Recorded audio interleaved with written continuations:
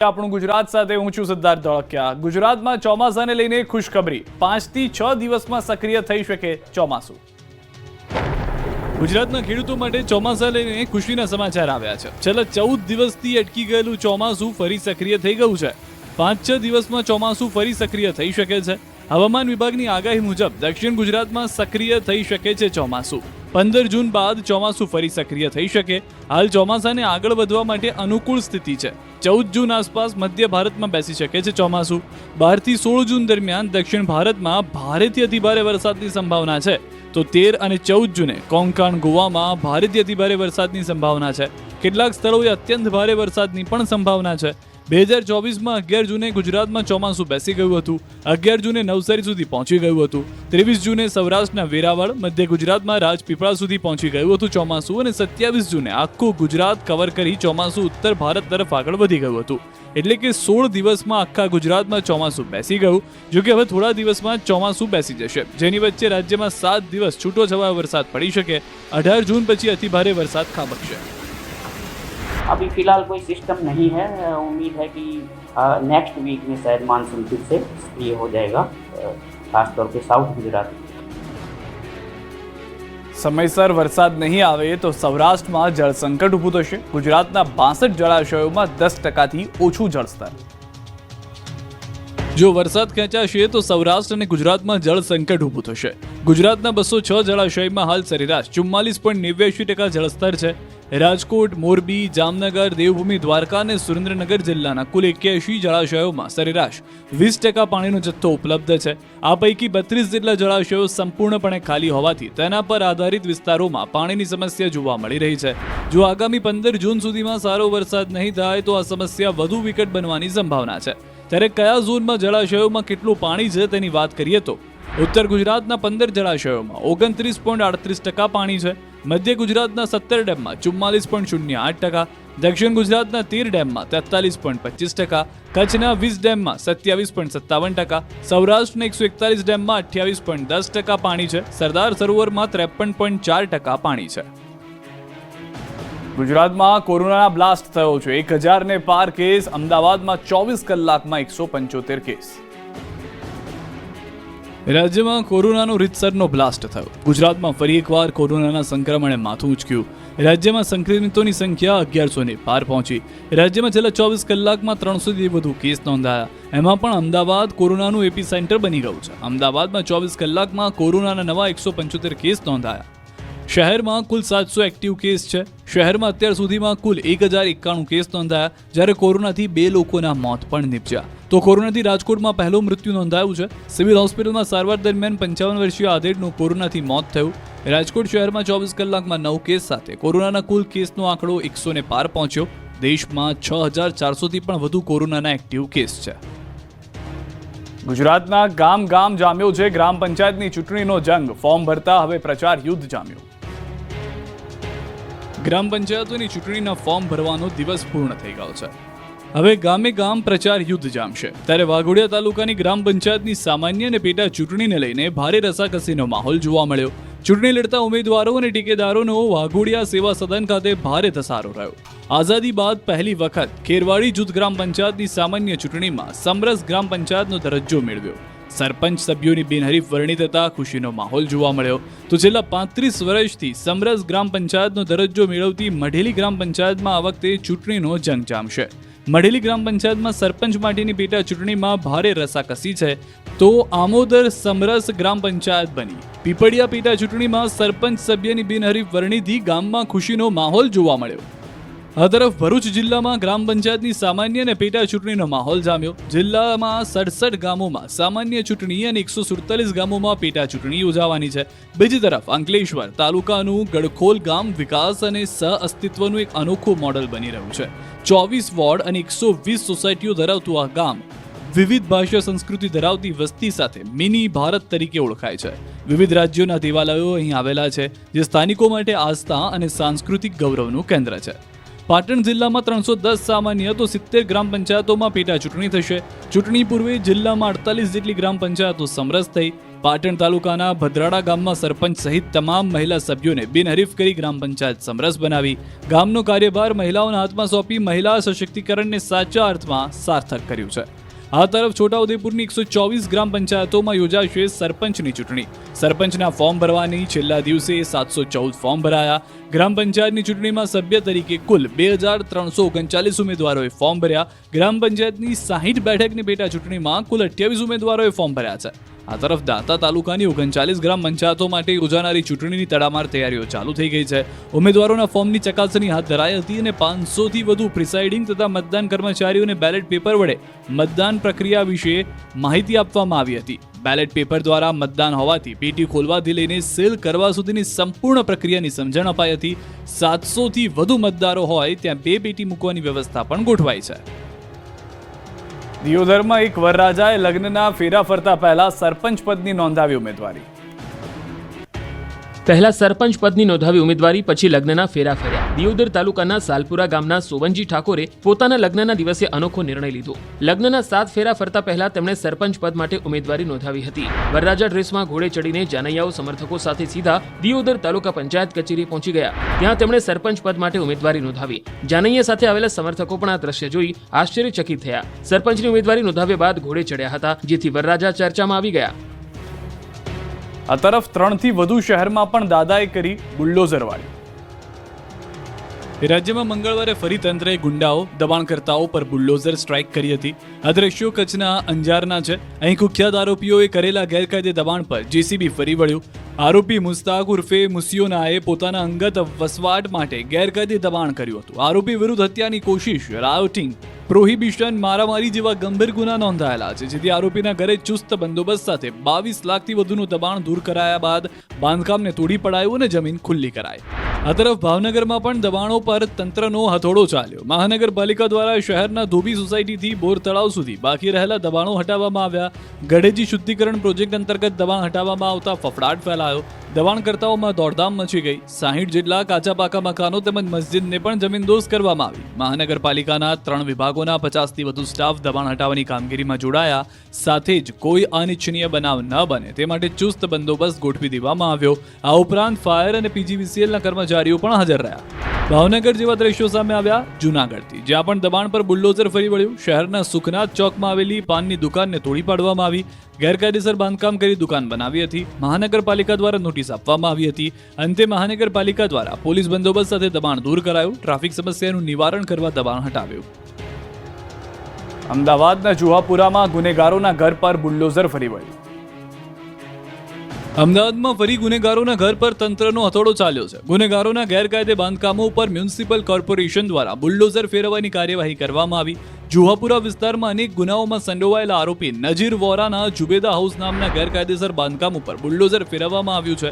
Ground floor અને first ફ્લોરના બંગલા પ્રકારના બાંધકામમાં મ્યુનિસિપલ કોર્પોરેશનના દક્ષિણ પશ્ચિમ ઝોનના એસ્ટેટ વિભાગની ટીમ દ્વારા ચુસ્ત પોલીસ બંદોબસ્ત વચ્ચે ડિમોલિશનની કાર્યવાહી કરવામાં આવી. આરોપી નજીર વોરા વેજલપુર અને સરખેજ સહિતના પોલીસ સ્ટેશનમાં 20થી વધુ ગુનામાં આરોપી તરીકે સંડોવાયેલો છે. જુહાપુરા વિસ્તારમાં સોનલ 4 રસ્તા પાસે આવેલા અહેસાન પાર્કમાં 368 ચોરસ મીટર જેટલી જગ્યામાં આરોપીઓએ બાંધકામ કર્યું હતું, જે ગેરકાયદે હોવાને લઈને તંત્રે કાર્યવાહી કરી. સવારથી તંત્ર પોલીસ લઈને પહોંચી જતા હડકંપ મચી ગયો. ગેરકાયદે ઘરમાંથી લોકો સામાન બચાવવા માટે દોડાદોડી કરતા જોવા મળ્યા. આખું બાંધકામ કડડભૂસ કરી દેવામાં આવતા ગુંડાઓમાં ફફડાટ ફેલાયો. લીંબડીની શાળાના શિક્ષક વિદ્યાર્થીઓને ત્રાસ આપતા વાલીઓએ શાળાને કરી તાળાબંધી. ભારત માતા કી જય. વંદે વંદે. વિરોધનું આ કારણ છે શિક્ષકનો ત્રાસ. લીંબડીના નાના ટીમલા ગામની પ્રાથમિક શાળાના શિક્ષક દેવાંગ વિદ્યાર્થીઓને ત્રાસ આપતા વિરોધ ફાટી નીકળ્યો. શિક્ષક દ્વારા વિદ્યાર્થીઓને મારવામાં આવતો હતો, જેને લઈને વાલીઓ રોષે ભરાયા. સવારમાં સ્કૂલ ખુલતા જ આખા ગામના વાલીઓ શાળાએ ખાતે પહોંચી ગયા. વિદ્યાર્થીઓને સાથે પહોંચી શાળાને તાળાબંધી કરી. શિક્ષકની માનસિક હાલત પણ અસ્થિર હોવાના ગ્રામજનોનો આક્ષેપ છે. શિક્ષક દેવાંગની બદલી કરવાની માંગણી ઉઠી રહી છે.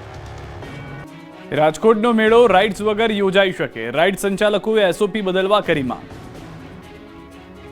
રાજકોટમાં જન્માષ્ટમીએ યોજાતો લોકમેળો પહેલા સ્થળના કારણે વિવાદમાં સપડાયો હતો. હવે એસઓપીના કારણે મેળો વિવાદના ચકડોળે ચડ્યો છે. આગામી 14 ઓગસ્ટથી 18 ઓગસ્ટ સુધી શહેરના રેસકોર્સ મેદાનમાં યોજાનાર લોકમેળો રાઇડ્સ વગર જ યોજાઈ શકે છે, કેમ કે ટીઆરપી ગેમ ઝોન અગ્નિકાંડ બાદ સરકારે રાઇડ્સ માટે કડક એસઓપી બનાવી છે, જેનો અમલ કરવો રાઇડ સંચાલકો માટે અઘરો લાગી રહ્યો છે.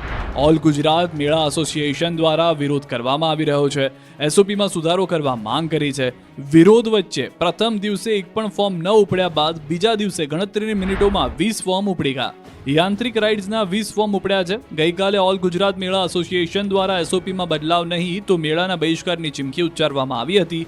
ચીમકી ઉચ્ચાર્યા બાદ પણ કેટલાક યાંત્રિક રાઇડના સંચાલકો દ્વારા ફોર્મ ઉપાડવામાં આવતા અનેક તર્ક વિતર્ક સર્જાયા છે. શાળાઓ શરૂ થઈ ગઈ, પરંતુ વિદ્યાર્થીઓને પુસ્તકો ન મળતા વાલીઓ ધક્કા ખાઈને થાક્યા. મારું બાળક 9મા ધોરણમાં ભણે છે અને સરકાર ઉપરથી ચોપડા આપતા નથી, એટલે આમાં લાઈનમાં ઊભું રહેવું પડે, કામ ધંધો ખોટી થાય. 1 થી 8 ધોરણમાં જે છોકરા ભણે છે છોકરાઓ માટે અત્યારે પુસ્તકોની તમામની ઘટ છે. 4 ધક્કા ખાવા છતાં પૂરતા પ્રમાણમાં પુસ્તક મળ્યા નથી.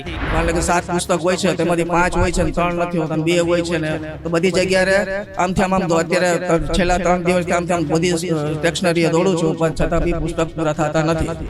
11 કોમર્સમાં તો કોઈ ચોપડા જ નથી મળતા, ઇંગ્લિશ મીડિયમમાં અને ગુજરાતી મીડિયમમાં પણ, અને 11 સાયન્સની અંદર પણ પુસ્તકો નથી મળતા ગુજરાતી મીડિયમમાં ખાસ.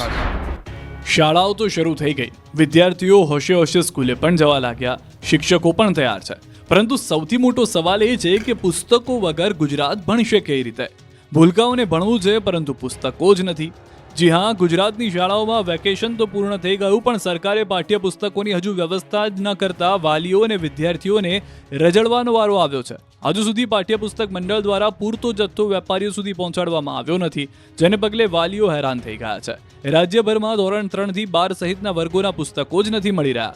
6 માંથી 2 પુસ્તક મળે તો 4 મળતા નથી, એટલે વાલીઓએ એક બુક સ્ટોર પર આંટા મારે છે. પાઠ્યપુસ્તકોની અછતથી વાલીઓમાં અસંતોષ જોવા મળી રહ્યો છે.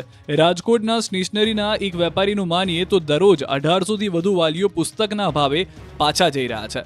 તેમના જણાવ્યા મુજબ ગાંધીનગરથી જ પૂરતો સ્ટોક મળતો નથી, એટલે વિતરણ થતું નથી. હાલ તો ગુજરાતનું ભાવિ પુસ્તક વગર અદ્ધરતાલ ભણી રહ્યું છે. મોંઘવારીના માર વચ્ચે શિક્ષણ થયું મોંઘું, મા બાપ પર ભણતરનો વધ્યો ભાર. મોંઘવારીના માર વચ્ચે શિક્ષણ દિવસે ને દિવસે મોંઘું થતું જાય છે. વેકેશન ખુલતા જ માતા પિતા પર ભણતરનો ભાર વધ્યો છે. સ્ટેશનરીથી લઈને પાઠ્યપુસ્તકો અને યુનિફોર્મ, શૂઝ સહિતની વસ્તુઓ મોંઘી થઈ. ભાવ વધારો આવતા વાલીઓ માથે બેવડો માર પડ્યો. નવા શૈક્ષણિક સત્રના આરંભ સાથે જ વાલીઓએ પાઠ્યપુસ્તક, યુનિફોર્મ, શૂઝ અને સ્ટેશનરી જેવી ચીજવસ્તુઓ ખરીદી શરૂ કરી દીધી. પરંતુ આ વર્ષે સ્ટેશનરી સામાનમાં 20 થી 25% ભાવ વધારો નોંધાયો છે. શાળાઓ પહેલેથી જ ફીમાં તૂતિંગ વધારો કરી ચૂકી છે, જેથી વાલીઓ માટે એક બાળક પાછળનો વર્ષનો અંદાજે ખર્ચ 50 થી 60 હજાર જેટલો થઈ રહ્યો છે. વાલીઓ પણ મને બાળકોને સારું શિક્ષણ મળે તેવા આશયથી બોજ ઉપાડી મોંઘી દાટ ફી ભરી રહ્યા છે. મોંઘી દાટ વસ્તુઓ ખરીદવા મજબૂર બન્યા છે. મધ્યમ વર્ગને પડ્યા પર પાટું સમાન આ ભાવ વધારો લાગી રહ્યો છે. ભાવનગરમાં શિક્ષણના વ્યાપારીકરણને પગલે ગરીબ અને મધ્યમ વર્ગીય પરિવારના બાળકો માટે એજ્યુકેશન દોહલું બન્યું. એલઆરડી પરીક્ષામાં એક્સ્ટ્રા બસોનું સંચાલન કરાશે. એલઆરડી પરીક્ષા આપનાર ઉમેદવારો માટે ખુશખબરી આવી છે. 15 જૂનના રોજ રાજ્યભરના પરીક્ષા કેન્દ્રો ખાતે લેવાનાર એલઆરડી પરીક્ષામાં એક્સ્ટ્રા બસોનું સંચાલન કરાશે. ગુજરાત પોલીસ ભરતી બોર્ડ દ્વારા લેવાનાર લોકરક્ષક કેડરની લેખિત પરીક્ષા માટે વધારાની એસટી બસો દોડાવશે. રાજ્યના અમદાવાદ, વડોદરા, સુરત, રાજકોટ, ગાંધીનગર, આણંદ અને ભાવનગર પરીક્ષા કેન્દ્રો ખાતે પહોંચવા અલગ અલગ જિલ્લાઓમાંથી 2.48 લાખ જેટલા ઉમેદવારો માટે વધારાની બસો દોડાવાશે. 14મી જૂન અને 15મી જૂન દરમિયાન એક્સ્ટ્રા બસોનું સંચાલન કરાશે. એડવાન્સમાં એક્સ્ટ્રા બસની ઓનલાઈન ટિકિટ બુકિંગ કરાવી શકાશે. આ અંગેની જાહેરાત હર્ષ સંઘવીએ કરી છે. રાજકોટ પોલીસે સ્પેશિયલ ડ્રાઈવ કરી ટ્રાફિક નિયમોના ઉલ્લંઘન બદલ 351 છકડા રિક્ષા ડિટેન કરી. રાજકોટ શહેર ટ્રાફિક પોલીસ દ્વારા છકડા ડ્રાઈવ ચલાવવામાં આવી હતી. 4 જૂનથી 8 જૂન દરમિયાન 5 દિવસીય છકડા ડ્રાઈવમાં કુલ 351 જેટલા છકડા રિક્ષાને ડિટેન કરવામાં આવ્યા.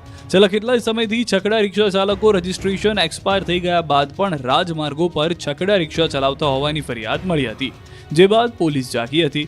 છેલ્લા 8 દિવસથી શહેરમાં અલગ અલગ વિસ્તારમાં ખાસ છકડો રિક્ષા અંગે સ્પેશિયલ ડ્રાઈવ યોજવામાં આવી હતી. ટ્રાફિક નિયમોનું પાલન ન કરી કાયદાનું ઉલ્લંઘન કરવા બદલ 351 છકડો રિક્ષા ડિટેન કરી. આ ડ્રાઈવ આગળ પણ ચાલુ રાખવા ટ્રાફિક શાખાના ઉચ્ચ અધિકારી દ્વારા ખાસ સૂચના આપવામાં આવી છે. સુરતમાં ઝાડ કાપવા બાબતે હત્યા થઈ, પોલીસે આરોપીનું કાઢ્યું સરઘસ. પોલીસ પાસે સીધો દોર થઈ ગયેલો આ શખ્સ એ જ છે જેમણે સચિન વિસ્તારમાં ઝાડ કાપવા બાબતે વૃદ્ધની હત્યા કરી. સુરતના સચિન તળાવ ફળિયામાં રહેતા જગદીશભાઈ રાઠોડના દીકરા અભયે ઝાડ કાપતા બાજુમાં રહેતા સુરેશ રાઠોડે બાઇકમાં નુકસાન થયાનું કઈ ઝઘડો કર્યો, પતાવી દેવાની ધમકી આપી. આ અંગે જગદીશભાઈ સમજાવવા જતા સુરેશે ચપ્પુ કાઢીને છાતીના ભાગે ઘા મારી દેતા તેમને ત્યાં જ ફસડાઈને પડી ગયા. સારવાર મળે તે પહેલા જ તેમનું મોત નીપજ્યું. બનાવ અંગે સચિન પોલીસે હત્યાનો ગુનો નોંધી આરોપી સુરેશની ધરપકડ કરી.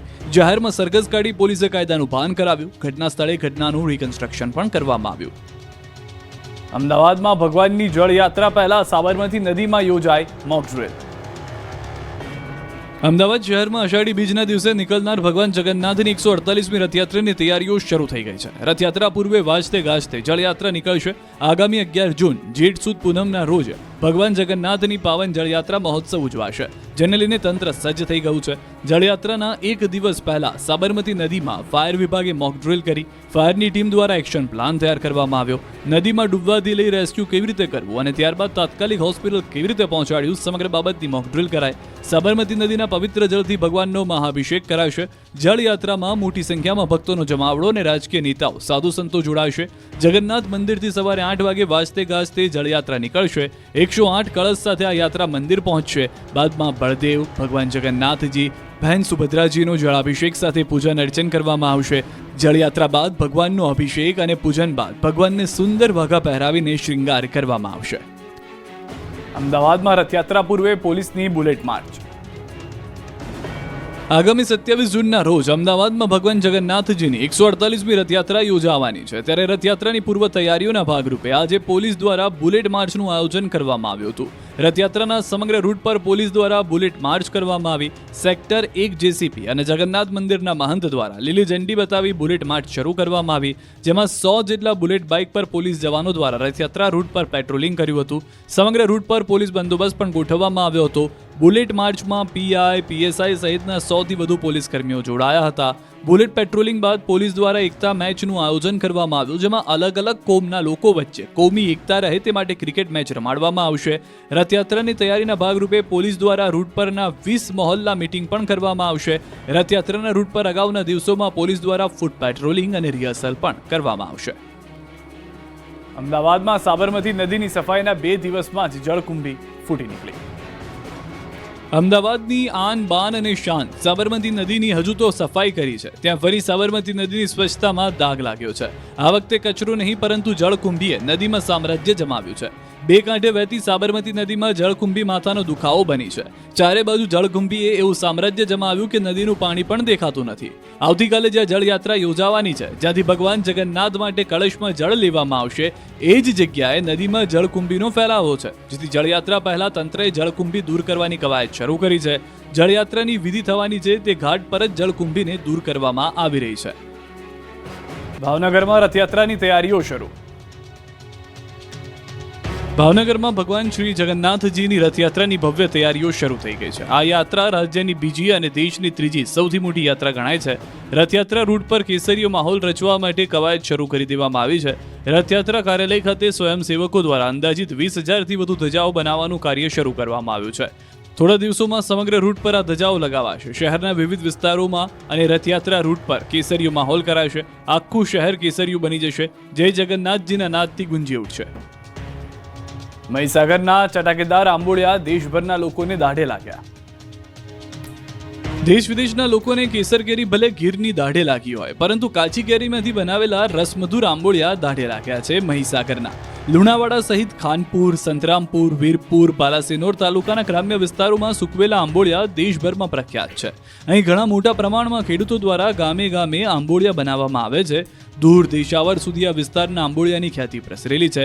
કાચી કેરીને સૂકવીને આંબોળિયા અને સૂકવેલા આંબોળિયામાંથી આમચૂર પાવડર બનાવવામાં આવે છે, જેનો ઉપયોગ દાળ, શાક તેમજ અન્ય વાનગીમાં ખટાશ તરીકે વાપરી વાનગીને રસમધુર બનાવવા માટે થાય છે. અહીંના ચટાકેદાર આંબોળિયા વખાણવાનું મુખ્ય કારણ એ પણ છે કે આ પંથકમાં દેશી સુધર્યા વગરની જાતોના આંબા વધુ પ્રમાણમાં છે, તેમાં ખટાશ વધુ હોય છે. આ કેરીને તેમાંથી સૂકવી તૈયાર કરાયેલા આંબોળિયાની દેશભરમાં માંગ રહે છે.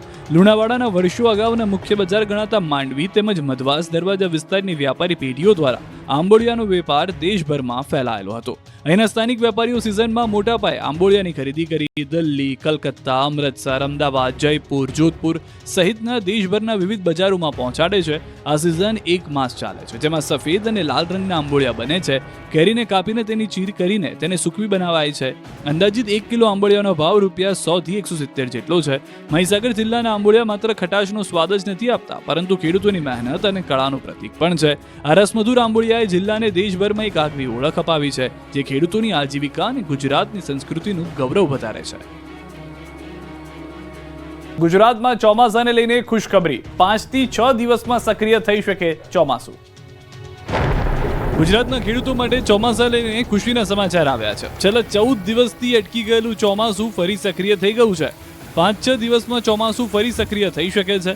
હવામાન વિભાગની આગાહી મુજબ દક્ષિણ ગુજરાતમાં સક્રિય થઈ શકે છે ચોમાસું. 15 જૂન બાદ ચોમાસું ફરી સક્રિય થઈ શકે. હાલ ચોમાસાને આગળ વધવા માટે અનુકૂળ સ્થિતિ છે. 14 જૂન આસપાસ મધ્ય ભારતમાં બેસી શકે છે ચોમાસું. 12 થી 16 જૂન દરમિયાન દક્ષિણ ભારતમાં ભારેથી અતિભારે વરસાદની સંભાવના છે, તો 13 અને 14 જૂને કોંકણ, ગોવામાં ભારેથી અતિભારે વરસાદની સંભાવના છે. કેટલાક સ્થળોએ અત્યંત ભારે વરસાદની પણ સંભાવના છે. 2024માં 11 જૂને ગુજરાતમાં ચોમાસું બેસી ગયું હતું. 11 જૂને નવસારી સુધી પહોંચી ગયું હતું. 23 જૂને સૌરાષ્ટ્રના વેરાવળ, મધ્ય ગુજરાતમાં રાજપીપળા સુધી પહોંચી ગયું હતું ચોમાસું. અને 27 જૂને આખું ગુજરાત કવર કરી ચોમાસું ઉત્તર ભારત તરફ આગળ વધી ગયું હતું. એટલે કે 16 દિવસમાં આખા ગુજરાતમાં ચોમાસું બેસી ગયું. જો કે હવે થોડા દિવસમાં ચોમાસું બેસી જશે, જેની વચ્ચે રાજ્યમાં 7 દિવસ છૂટો છવાયો વરસાદ પડી શકે. 18 જૂન પછી અતિભારે વરસાદ ખાબકશે. अभी फिलहाल कोई सिस्टम नहीं है. उम्मीद है कि नेक्स्ट वीक में शायद मानसून फिर से सक्रिय हो जाएगा, खासतौर पे साउथ गुजरात